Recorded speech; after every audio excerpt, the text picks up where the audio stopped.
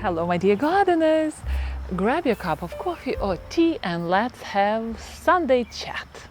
Beautiful. Garden is wonderful after the rain, and we have the winner of the apron, plus all other wonderful garden updates and your photographs of wonderful cement creations.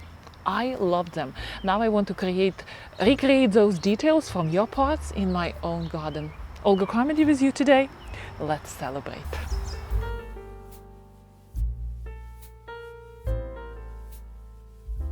So let's meet the winner. The winner is Patty from Missouri, who lives and gardens on 10 acres. Can you believe it? 10 acres of land, oh my gosh.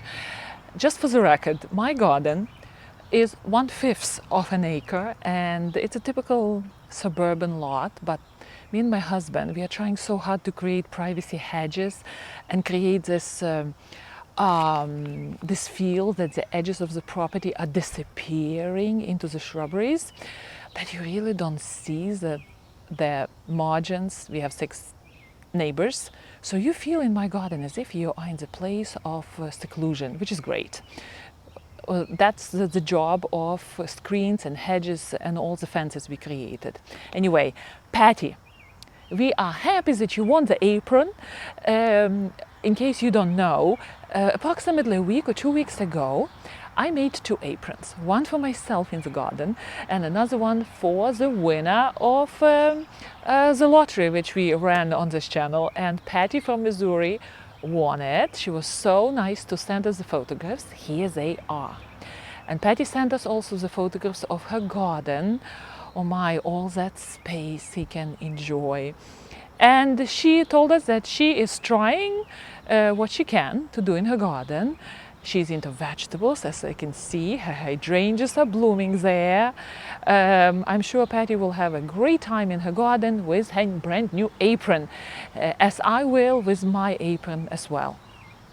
Okay, again, congratulations to Patty. I'm happy that she won. Also, you know what happened? Oh my gosh, when I received that email and looked at the photographs, I said, what an inspiration. Rochelle Miller sent me the photos of her new cement creations. And it is really nice to hear from you that so many of you were inspired to go in the garden and create pots with your own hands, which is so much better, right? Instead of going to the garden center and purchase those very expensive, by the way, generic looking pots, very perfect, bring them in the garden and they will have just a function in your garden without any personal touch. But here, so many of you were telling me that you were inspired and you are eager to create something new made with your own hands in your own garden. So Rochelle Miller sent these photographs. Just look at them. Oh my gosh, look at that rabbit pot. This is what Rochelle wrote. Thank you for the video. They are not a matching pair, but sisters anyway. I had fun and thought they turned out well for my first and second try. You can see the tiny pot feet under them I made with leftover cement. I didn't have the concrete stain, so I used watered down black paint. I have probably planted them too soon, but hopefully the rosemary can take it. Well, rosemary likes a slightly acidic soil between 6 and 7, so Rochelle, your rosemary might be in trouble. But again, plants are very resilient, so you will see, you will test and see.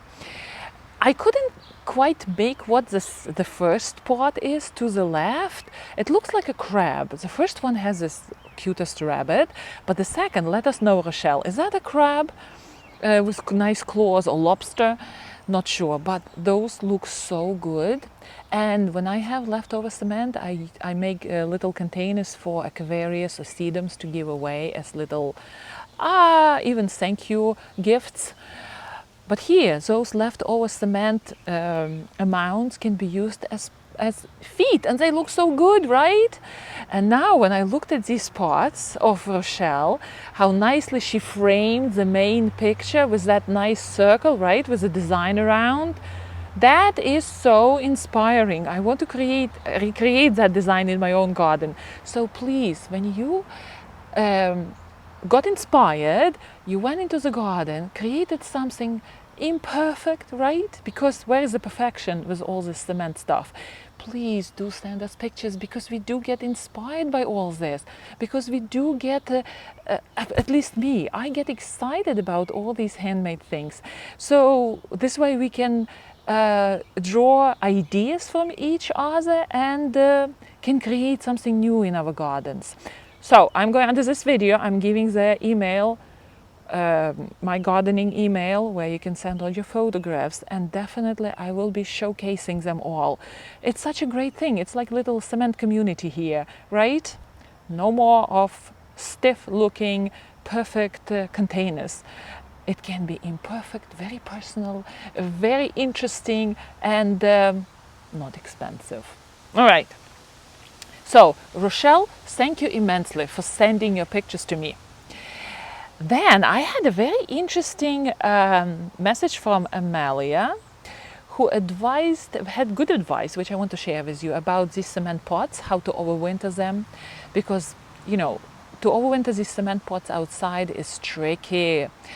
And here in Zone 7A, coastal 7A coastal Connecticut, we can have tough winters, or we can have very mild winters, and then suddenly we have a very severe frost coming in for several days, and that can do the damage. So Amalia said what she does to prevent that stress on pots, that freezing sowing cycle, which is the most damaging. She says that she makes her pots in an urn shape. This way the soil is not trapped inside, so no round shapes where soil will be stuck inside. But if the pot is of urn shape, soil can push up instead of to the side, which is an interesting idea. Makes sense, right? So thank you, Amalia, for sharing that. Then I also wanted to say a big thank you for Patty Patterson. That's me. She sent a super thanks, which is greatly appreciated, for her supporting my channel. Believe me, it will be well used to make sure that my garden is well maintained. New plants are coming in, new seeds are being planted, and the dreams of future garden is growing in my head. I know many of you were asking, are you planning to move? Eventually, yes. We don't know yet where and when, because our youngest kid is still in high school.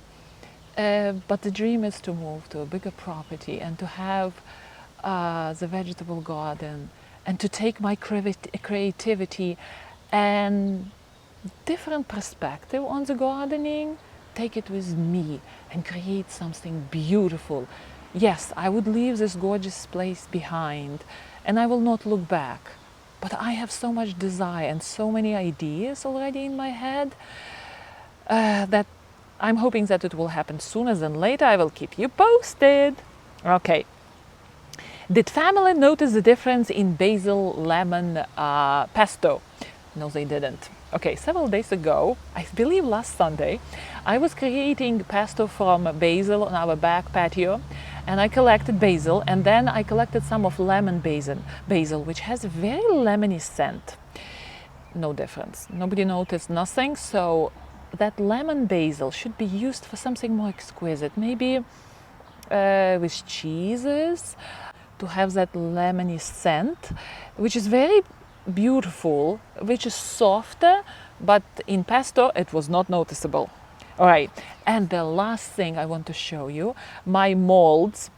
So what I did, I am still eternally working on this project. Sorry that I just keep talking about it and it's never done. But we had such a long rain in the garden and it's still happening. Here I am in the middle of a fairly dry spell. So what I'm doing right now, I'm looking at cake decoration people and molds they're using, and I'm trying to adopt that to cement ideas. So recently I bought 2 molds from Amazon and I poured cement into them. I brushed them with oil for easy release and I poured cement into them. And I'm planning to put that mold from cement into future pots on fresh, non-hardened cement. So let's release those. Those were sitting in that mold for, I don't know, for a week. So that cement had all the time to harden, but the molds are very detailed. So let's see how that works.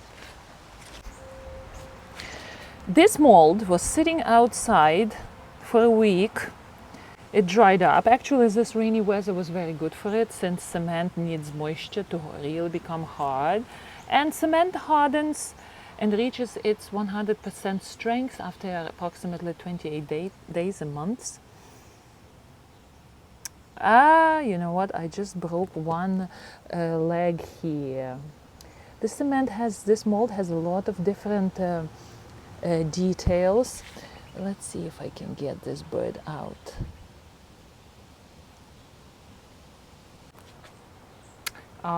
Then the tail broke. Okay, I can deal with that.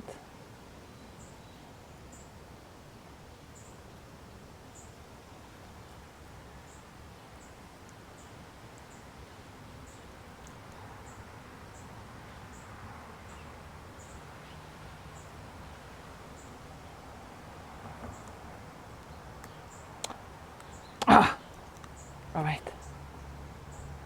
Oh, wow. Very interesting. Look how detailed it is. All right, without the leg, let's see, what is this all about?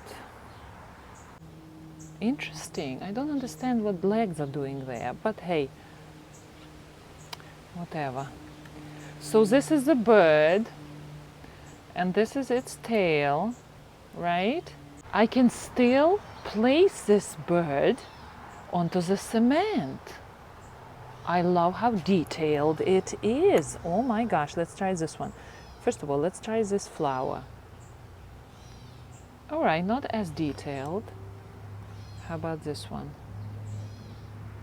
All right, I can do something with it. Now you see how this one is broken again? The tail is broken.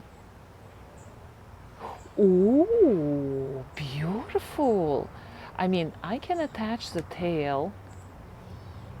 Wow, imagine what can be done with these birds.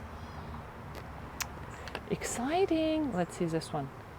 All right, I see again. You see the break is here and the break is here, so small details are not working very well. Okay, let's see.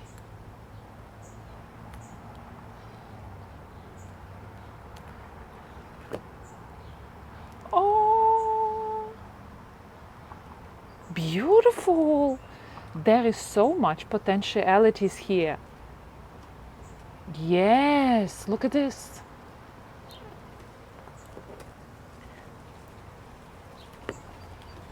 All right, this is really nothing, and it's starting to rain right now, pretty heavily.